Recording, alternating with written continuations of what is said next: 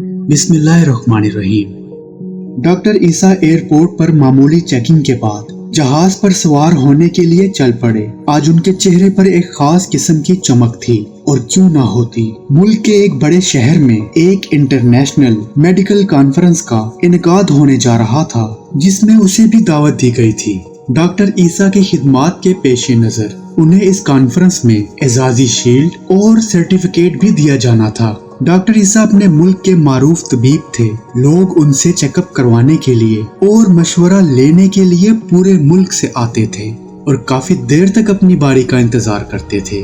Flight schedule के मुताबिक परवाज कर गई। कोई आधा घंटा भी गुजरा था। एयर होस्टेस ने ऐलान किया, मोअज़्ज़िज़ हजरात, तैयारे में फनी खराबी की वजह से मजबूर होकर इसे करीबी एयरपोर्ट पर उतारा जा रहा है। हमारे पास इसके अलावा कोई चारा नहीं है। फ्लाइट बगैर किसी दुश्वारी के करीबी एयरपोर्ट पर उतर गई। डॉक्टर ईसा दीगर मुसाफिरों के साथ तैयारे के दुरुस्त होने का इंतजार करने लगे। थोड़ी देर बाद एयरपोर्ट अथॉरिटी ने ऐलान किया कि मुतबादिल तैयारा 16 घंटे बाद ही आ सकता है। हम इस जहमत के लिए माजरत ख्वाह हैं। डॉक्टर ईसा के लिए ये ऐलान नहायत तकलीफ दे और चौंका देने वाला था। आज की रात तो उसकी जिंदगी की बहुत अहम रात थी। वो कितने हफ्तों से इसका मुंतजिर था। वो कुर्सी से उठा और एयरपोर्ट के आला अफसर के पास जा पहुंचा। अपना तारुफ करवाया और कहा, मैं इंटरनेशनल मेयार का डॉक्टर हूँ। मेरा एक एक मिनट कीमती है। मुझे आज रात फला शहर में मेहमान खुसूसी के तौर पर कॉन्फ्रेंस में शरीक होना है। पूरी दुनिया से लोग इस सेमिनार में शिरकत के लिए आए हुए हैं और आप लोग हमें सुना रहे हैं कि मुतबादिल तैयारा 16 घंटे बाद आएगा। मुतलका अफसर ने जवाब दिया, मोहतरम डॉक्टर साहब, हम आपकी इज्जत और कदर करते हैं। हमें आपकी और दीगर मुसाफिरों की मुश्किलात का बाखूबी अंदाजा है, लेकिन ये हमारे बस की बात नहीं और ना ही नया तैयारा फराहम करना मेरी जिम्मेदारी है। अलबत्ता वो शहर जहाँ आपको कॉन्फ्रेंस में शिरकत के लिए जाना है, जमीनी रास्ते से फकत 3-4 घंटे की मसाफत पर है। अगर आपको बहुत जल्दी है तो एयरपोर्ट से किराए पर गाड़ी हासिल करें और खुद ड्राइव करते हुए मतलूबा शहर शाम तक पहुंच जाएं। डॉक्टर साहब को लंबी ड्राइविंग पसंद न थी, मगर मजबूरी में अफसर के मशवरे पर कार किराए पर हासिल की और मुतलका शहर की तरफ रवाना हो गए। कुछ ही फासला तय किया था, अचानक मौसम खराब होना शुरू हो गया। आनन फानन से घने बादलों ने आसमान ढांप लिया। तेज आंधी और जोरदार बारिश शुरू हो गई। अंधेरा छा गया और वो आहिस्ता आहिस्ता राह से भटकने लगे। उसकी गाड़ी का रुख किसी गलत सिमत में मुड़ गया। 2 घंटे मुसलसल ड्राइविंग के बाद उसे यकीन हुआ कि वो रास्ता भटक गया है। भूख और थकावट का एहसास भी उसे सताने लगा। उसके पास खाने पीने की कोई चीज भी ना थी। किसी महफूज ठिकाने की तलाश उसके दिलो दिमाग पर सवार थी, जहाँ खाने पीने की कोई चीज मिल जाए। वक्त तेजी से गुजरता जा रहा था और रात का अंधेरा फैलना शुरू हो गया। वो एक छोटे से गांव के पास से गुजरा और गैर शौरी तौर पर अपनी गाड़ी एक मामूली से घर के सामने रोक दी। उसका हाथ घर के दरवाजे पर था। वो उसे खटखटा रहा था। अंदर से एक बूढ़ी औरत की आवाज आई, बेटा जो भी हो अंदर आ जाओ, दरवाजा खुला है। डॉक्टर ईसा घर में दाखिल हुआ तो देखा कि एक बूढ़ी औरत कुर्सी पर बैठी है। डॉक्टर ने कहा, अम्मा जी, मेरे मोबाइल की बैटरी खत्म हो चुकी है, क्या मैं आपका मोबाइल इस्तेमाल कर सकता हूँ? बूढ़ी औरत मुस्कुरा कर कहने लगी, बेटा कौन से फोन की बात कर रहे हो? शायद तुम्हें मालूम नहीं कि तुम कहाँ हो। हमारे यहाँ ना तो बिजली है ना टेलीफोन। ये तो एक छोटा सा गांव है जहाँ शहरी सहूलतों का तस्वुर भी नहीं है।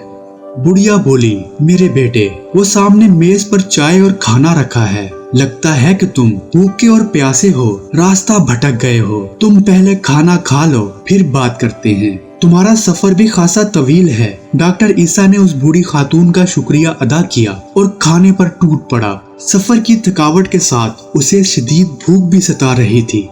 अचानक बूढ़ी औरत की कुर्सी के साथ वाली चारपाई पर हरकत हुई और एक मासूम ने रोना शुरू कर दिया। बूढ़ी ने उस बच्चे को थपक कर सुलाया और उसे दुआएं देना शुरू की। वो उस बच्चे की सेहत और सलामती के लिए लंबी लंबी दुआएं मांग रही थी।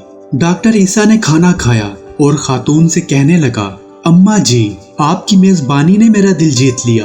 आप लंबी लंबी दुआएं मांग रही थी। मुझे उम्मीद है कि अल्लाह ताला आपकी दुआएं जरूर कबूल करेगा। बुढ़िया बोली, मेरे बेटे, मेरे अल्लाह ने हमेशा मेरी दुआएं सुनी हैं और कबूल की हैं। बस एक दुआ बाकी है जो मेरे बुढ़ापे की वजह से पूरी नहीं हो रही। तुम तो मुसाफिर हो, दुआ करो कि वो भी कबूल हो जाए।